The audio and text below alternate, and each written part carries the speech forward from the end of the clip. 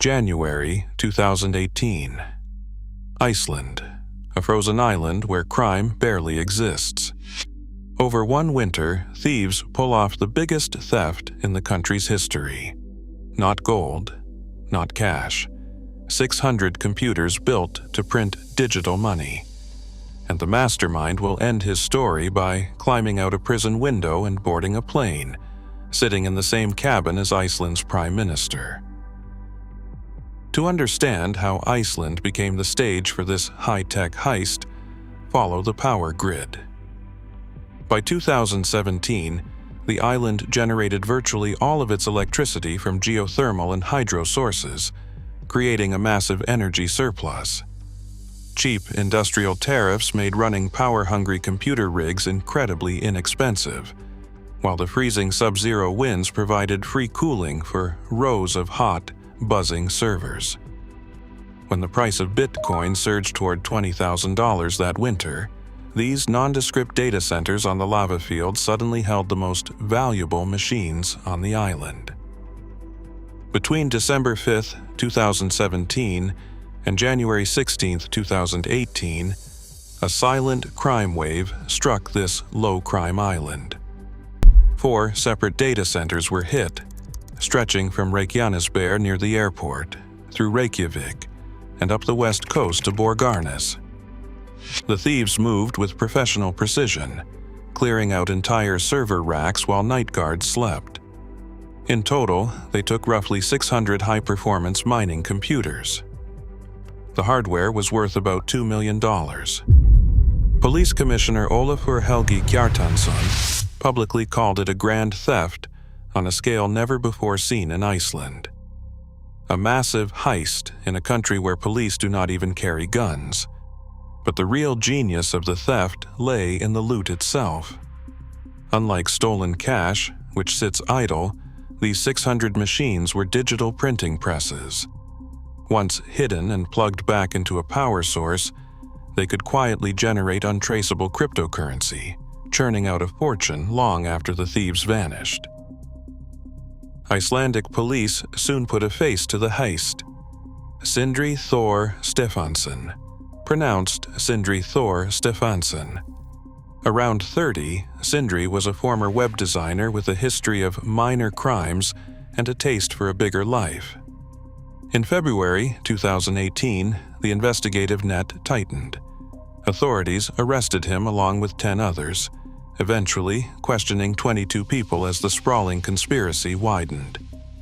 Investigators focused on a data center security guard who allegedly fell asleep on his night shift, suspected of being the inside man who helped make the raids possible. This anonymous, high-tech operation was now rapidly becoming highly personal. On February 23, 2018, police transferred Sindri to Sogn, pronounced Sog-An. It was an open prison in rural southern Iceland, and calling it a prison was generous. Sogn had no perimeter fences, no armed guards, and no locks on cell doors. Inmates enjoyed private rooms, personal mobile phones, and unfiltered internet. The entire facility operated on mutual trust, where prisoners essentially held the keys to their own rooms. Sindri had been there just 10 days. For the suspected mastermind of a $2 million heist, Sogn was less a penitentiary and more a quiet countryside retreat. Before dawn on April 10, 2018, Sindri opened his unlocked cell window, climbed out into the freezing Icelandic night, and simply walked away. By the time prison guards completed their morning head count and realized his room was empty, a taxi had already carried him 95 kilometers across the dark lava fields directly to Keflavik International Airport. Using a commercial ticket booked under another man's name, Sindri moved easily through the crowded terminal. Because Sweden fell within the border-free Schengen zone, airport security never checked his passport or identity. Airport surveillance cameras tracked him boarding the morning flight to Stockholm, completely unhindered. It was a standard, quiet commercial departure, save for one exquisite detail. Sitting just a few rows away from the escaping international fugitive, traveling to a European diplomatic summit, was Iceland's own Prime Minister, Katrin Jakobsdóttir.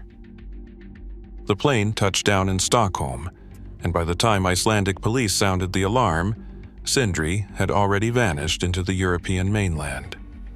The escape triggered an international arrest warrant, putting Swedish authorities on high alert. Yet, as Interpol scrambled, Sindri remained remarkably relaxed. He sent a letter to an Icelandic newspaper, calmly arguing that he was no fugitive. He claimed his official detention mandate had expired, making him a free man who had simply chosen to board a flight.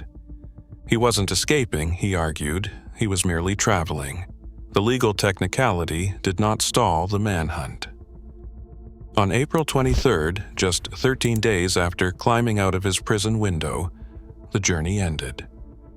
Dutch police closed in, arresting Sindri on the streets of Amsterdam. Somewhere, maybe, 600 machines are still humming in the dark, printing money for someone who was never caught. Subscribe. NOIR uncovers the true stories behind the world's safest countries.